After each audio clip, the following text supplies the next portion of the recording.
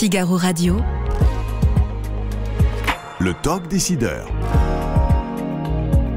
Quentin Périnel. Olivier Schiller, bonjour. Bonjour. Un cliché, révélez-moi un cliché qui règne, qui existe encore sur les entreprises familiales que vous ne cautionnez pas, que vous trouvez totalement faux. Alors le cliché, c'est que les entreprises familiales sont moins performantes que celles qui sont détenues par d'autres types d'actionnaires, comme les fonds de private equity ou comme les sociétés cotées en bourse. Ça, c'est un cliché, selon vous, qui est totalement faux. C'est un cliché qui est totalement faux, mais qui a la vie dure.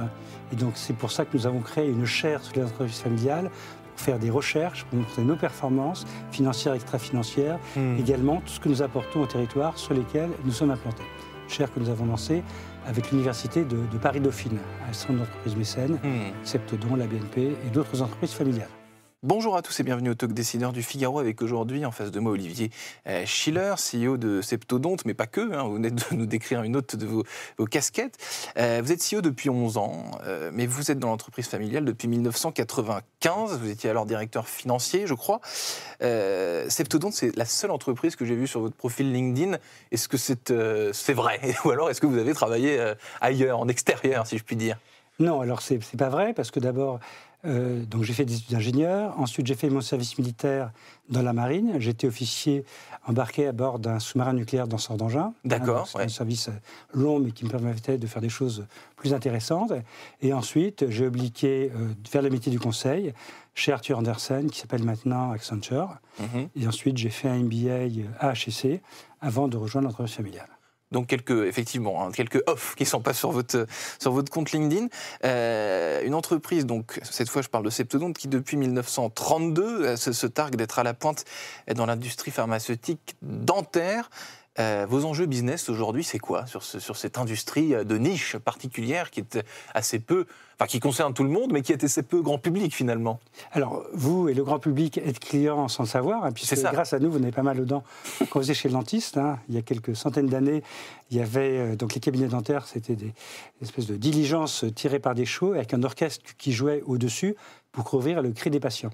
Oui, donc c'était beaucoup moins là aujourd'hui. Aujourd'hui, on écoute radio classique où c'est plus apaisant, disons. Avec un silence thérapeutique total. Donc effectivement, les technologies se sont considérablement améliorées. Et aujourd'hui, on n'a plus mal aux dents quand on va chez le dentiste. Et donc vous êtes le chef d'orchestre du côté apaisant du cabinet dentaire, c'est ça que vous êtes en train de dire? On est leader dans ce qu'on appelle le pain management, tout ce qui permet de ne pas avoir mal aux dents quand on va chez le dentiste. On est leader mondial, présent dans le monde entier, sur l'ensemble des continents. Donc pour répondre à votre question, comment est-ce qu'on peut faire pour continuer à progresser quand on est leader mondial? D'abord, il y a un certain nombre de marchés, comme le marché chinois. Vous avez 90% de la population chinoise qui souffre de troubles bucco-dentaires, mais 15% seulement vont chez le dentiste. Donc on voit le potentiel énorme en Chine, en Inde et sur les pays émergents.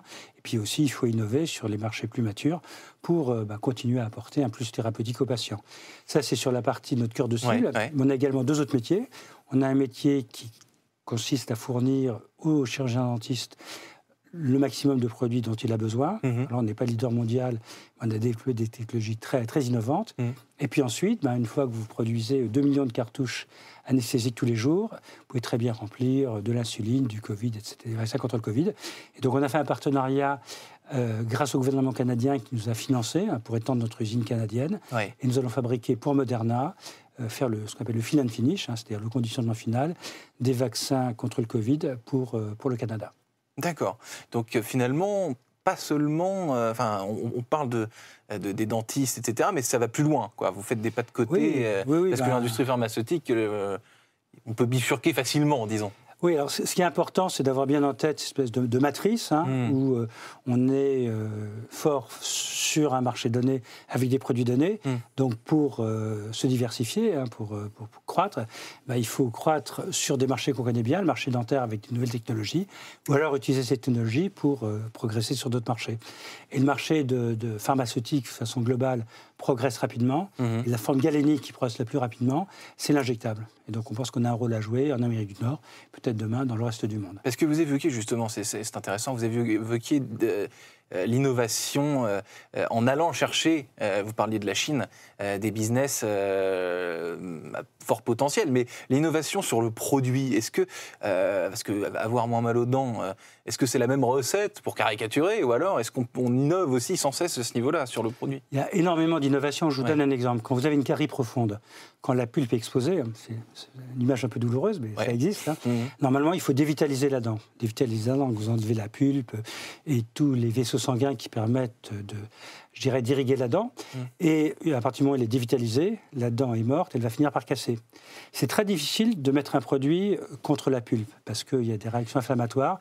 Et nous, on a développé un produit qui est tellement proche de la dentine naturelle, même si c'est un produit entièrement artificiel, que la pulpe ne fait pas les différences entre biodentine et notre substitut. Et donc ça permet, ce qui est extraordinaire, de garder des dents vivantes là où les autres technologies conduiraient à une dévitalisation de la dent. Donc vous êtes un peu des chirurgiens, enfin, disons, c'est une, comment dire, un phénomène qui nécessite beaucoup de dextérité, beaucoup de précision. Enfin, on parle de quelque chose d'extrêmement précis. C'est surtout bien connaître les différentes technologies. La technologie qu'on utilise sur ce produit, c'est la technologie des bétons, donc utilisée dans le domaine des constructions de ponts, etc. D'accord. C'est la même chose, sauf qu'on en met un petit peu moins. Mais on a une espèce de veille, si vous voulez, technologique. On regarde tout ce qui se fait dans le monde et tiens, ça, on pourra en faire un produit dentaire. Voilà, c'est ça notre métier, c'est non pas forcément d'inventer des nouvelles technologies, mais d'utiliser ce qui existe en dehors du dentaire pour faire des produits dentaires. Ouais, parce qu'une veille, vous me dites une veille sur des secteurs qui n'ont rien à voir avec le vôtre finalement. Absolument. Parce qu'on parle de matière, on parle de produits. Voilà, et ça évidemment pour pouvoir croître. Là, cette année, on va faire un peu plus de 410 millions d'euros de chiffre d'affaires, 360 l'année dernière, 6% en France. Donc 94% à l'international. Donc pour avoir ce leadership mondial, forcément il faut innover. Et j'ajouterais, puisqu'on parlait d'entreprise familiale, vous voyez que même si on ne fait que 6% du chiffre d'affaires en France, on a 40% de nos actifs industriels et de nos salariés en France. Donc on est très fiers d'être français et je pense qu'on est représentatif des ETI familiales qui irriguent le territoire français et qui permettent d'apporter de l'activité économique à des régions où il n'y a malheureusement plus beaucoup d'activités. C'est une société familiale. Donc, je reviens là-dessus d'ailleurs.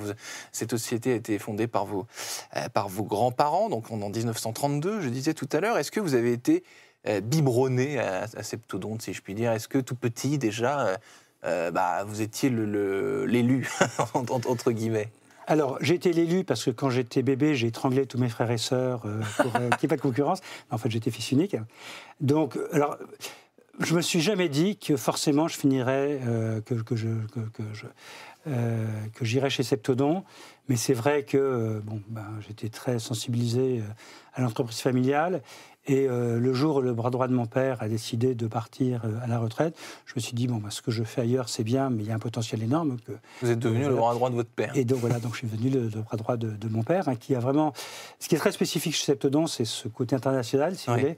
Et la vision de mon père, quand il est devenu président dans les années 60, c'était qu'il y ait un drapeau Septodon sur tous les pays de la Matmombe. Donc, il est présent dans le monde entier, ce que nous sommes aujourd'hui. Donc, vous avez honoré ce désir dans une certaine mesure. J'ai honoré, mon père est toujours présent, il vient toujours au bureau. Votre papa à 90 est toujours... ans, voilà. Mais bon, évidemment, il a un petit peu dévié. Il a un peu lâché le pied. Vers la troisième génération. Mais cette internationalisation, ce drapeau planté sur plusieurs pays, ça, c'est votre... Vous diriez que c'est votre contribution Oui, absolument. Notamment en Amérique du Nord, où on a une très grande part de marché en Amérique du Nord. Et effectivement, ça fait partie des succès que mon équipe et moi, on a réussi à mettre en œuvre.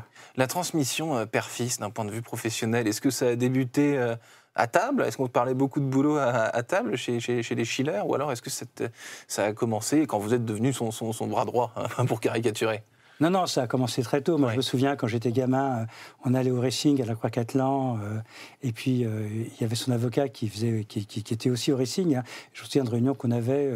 Moi, je n'intervenais pas, mais j'écoutais fasciné toutes leurs discussions. Donc, effectivement, j'ai été baigné dans cette atmosphère depuis mon plus jeune âge. Vous aviez l'oreille qui traînait très, très rapidement. Est-ce que c'est facile, Olivier Schiller, d'être dans une entreprise familiale? On y revient encore. Est-ce que c'est facile d'être le fils d'eux ou la fille d'eux? Est-ce que vous l'avez bien vécu, vous? Alors, Je pense qu'il est très important, justement, d'avoir un début de carrière professionnelle en dehors de l'entreprise. Ça, c'est important. Nous, on a 5 enfants, on a créé une charte familiale qui prévoit qu'il faut qu'il y ait 5 ans d'expérience professionnelle en dehors de l'entreprise familiale pour la rejoindre. Je pense que c'est important à la fois pour sa crédibilité vis-à-vis des salariés d'entreprise. C'est ça. Et aussi vis-à-vis de soi-même. Comme dans la série Succession, hein, on n'est pas là uniquement parce qu'on a son nom sur le building, parce qu'on peut vraiment apporter quelque chose. Parce que le côté, là, c'est amusant, c'est très intéressant ce que vous dites, parce que si je suis fils de, je sors d'école, directement j'arrive et je pose mes gros sabots, entre guillemets, il peut y avoir une défiance des équipes qui connaissent peut-être la boîte mieux que le parachutage familial, entre guillemets. Ça, c'est ce syndrome, vous direz? Oui, alors moi j'ai beaucoup d'amis qui sont entrés directement dans l'entreprise familiale. Hein. Nous, on a choisi de ne pas faire pareil. Il y a aussi des tas d'exemples où la jeune génération rentre directement dans l'entreprise, ça se passe bien. Je pense que c'est bien à la fois pour soi et puis pour l'entreprise d'avoir une expérience préalable. Est-ce que vous, donc cette transmission que vous avez décrite avec votre papa, l'oreille qui traîne au Racing, etc., vous avez reproduit la même chose avec vos propres enfants? Est-ce que vous les avez emmenés avec vous à peut-être pas à des meetings professionnels dès leurs 6 ans, mais disons, vous leur avez laissé une porte ouverte sur votre activité professionnelle? Oui, alors d'abord, ils ont tous fait des stages chez Septodont. Ils connaissent la culture d'entreprise. Ils connaissent la culture. Ouais. On a des réunions régulières où on partage avec eux la situation de l'entreprise, les projets, etc. Des points familiaux Donc, comme ça. Voilà. Et puis, je pense que dans un avenir à moyen terme, je pense que la prochaine génération va rentrer dans l'entreprise. Ah, donc là, c'est une vision très long terme que vous développez. Oui, mais c'est ça la différence entre les boîtes familiales et les autres, c'est que nous, notre horizon, c'est 10 ans, 20 ans, alors que quand vous avez un fonds de private equity comme actionnaire, ils veulent sortir dans 5 ans. Donc eux, ils cherchent à maximiser la valeur de l'entreprise dans ces 5 ans. Alors que nous, on se situe sur un terme beaucoup plus long. Quand vous êtes coté, l'horizon, c'est le next quarterly earning, les prochains résultats trimestriels, alors que nous, notre perspective, justement, c'est une perspective de beaucoup plus long terme. Beaucoup plus long terme, c'est amusant. Tout à l'heure, vous faisiez un clin d'œil en disant que vous aviez éventré vos frères et sœurs. Alors, vous êtes fils unique. Là, c'est l'inverse, parce que vous avez plusieurs enfants. Entre eux, ça se passe comment? Il n'y a pas de guéguerre. L'un ne veut pas être plus élu que l'autre.